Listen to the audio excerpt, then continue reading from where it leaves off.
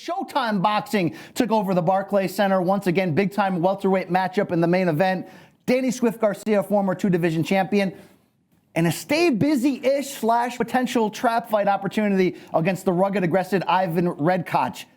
We know who Danny Garcia wanted to potentially impress. Sure. We know he wanted to do it in knockout fashion, which is, in theory, why he drafted in the southpaw Ivan Redkach, the aggressive guy who comes after him.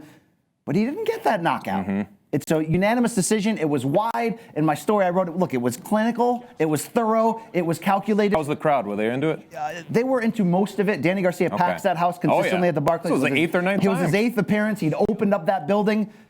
But Ivan Redkach ultimately didn't play the role of sacrificial lamb. He came in surprisingly to try to box and ended up helping him survive. Now, certainly he had to show a heck of a chin at times to be able to walk through that.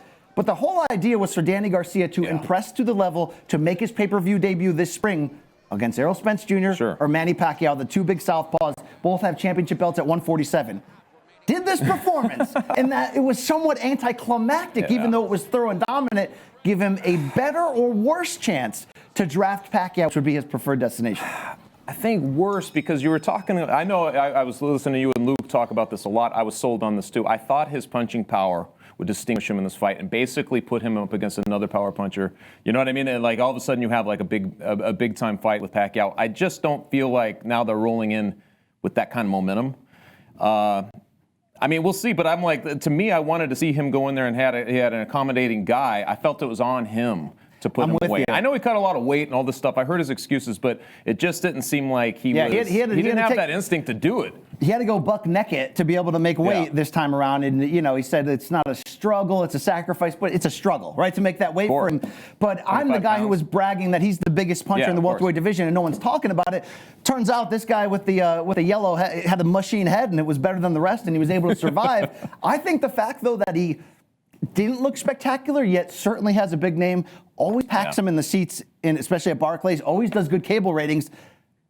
If I'm Pacquiao, why not? You know what I mean? It's you bring in that Hispanic market. Here's a guy who, Danny Garcia, for as great as he is, and he is great, underrated in so many categories, his only losses or close fights have come against quick boxers with great footwork. I wonder if Pacquiao looks at this and goes, all right, maybe he's not as dangerous as we thought, and I can dance around him at 41. And I love how we have to guess these things in boxing. This is the big difference between MMA. It's like we always have to guess what the other guy that they're trying to chase is thinking. But I could see what you're saying in this. You know, I think for me, after watching like the Rios fight, like you'd mentioned a couple of his knockouts Granados with the right hand, I mean, he looked like he was going to do that here. I felt like this was the setup, and he could do that. He just didn't get it done. I guess I wanted to see that. That's what you realize in the end. You wanted to kind of see that. I'm sure the crowd at Barclays wanted to see that. They wanted to see it bad. They were lusting for some action there, especially after that. Just like college-age Chuck. But the thing I did take away here from Danny, which he said leading up, he said, look, if I end up losing out on this opportunity, if this spring Errol Spence comes back from the accident and faces Manny Pacquiao instead, here's what's interesting. Danny said he would move up to 154. Now, right away, you're like, oh, my God, I've never heard this before. Does Danny have the size, chin, or punching power to do this? But he's like, not necessarily to chase those title holders. He wants to rematch Sean Porter and Keith Thurman, who he made great fights against, but do it at 54 where they don't have to struggle down as much to cut weight. I'm here for that. I mean, I'd be all right with that. He sort of referenced the De La Hoya-Mosley rivalry, which started at welterweight. They moved up together to 54. I would certainly be into that. Luke and I, though, played a big role this weekend, as we mentioned. Really the stars of the show. Open the show. I mean, you know, Luke cleans up, I guess, decently well. Professor Salt and Pepper there. But, you know, we took over the Countdown Live show, did a little weigh-in action with our boy, Paulie Malignaggi. Yeah, and, it was awesome. It was well-received. You know what wasn't well-received, unfortunately, though, was the co-main event on Showtime on Saturday at the Barclays. Former unified junior middleweight champion Jarrett Swift Hurd coming back his first appearance since that loss to Julian Williams last year. Went in there against a hungry Francisco Santana and sort of effed around and tried to show the new wrinkles. He's not War Swift, the guy that we fell in love with who just walks you down and breaks your backbone. He tried some ish. He won a wide unanimous decision. He scored a hell of a knockdown in round 10, the final round, but he got nearly booed out of the Barclays. Now, Chuck, in theory, this is a stay busy, right? Should you be allowed to sort of work on some stuff in the public eye when people come to see the War Swift? I mean, I'm torn on that one. I understand him wanting to get his bearings in a situation like this. You lose your title.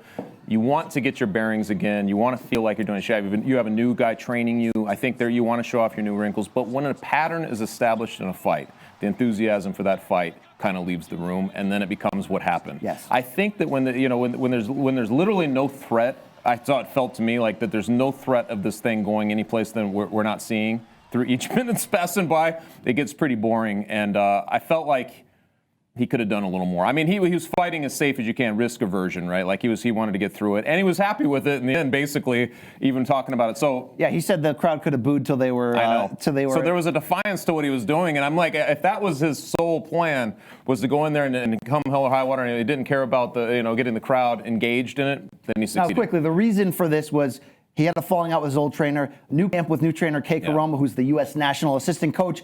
They want to preserve him. They want to have longevity in their career. They want to be more defensive, hit and not get hit. Yeah. I think why the crowd turned so lustfully against him was there was a round 5 moment for the second half of that, where he turned back into the old Jarrett Hurd, and he's landing combinations, and Santana's hurt, and he completely went away from that the rest of the fight until the 10th round, when Santana got on his butt, got out, put his foot on the gas, and came after him.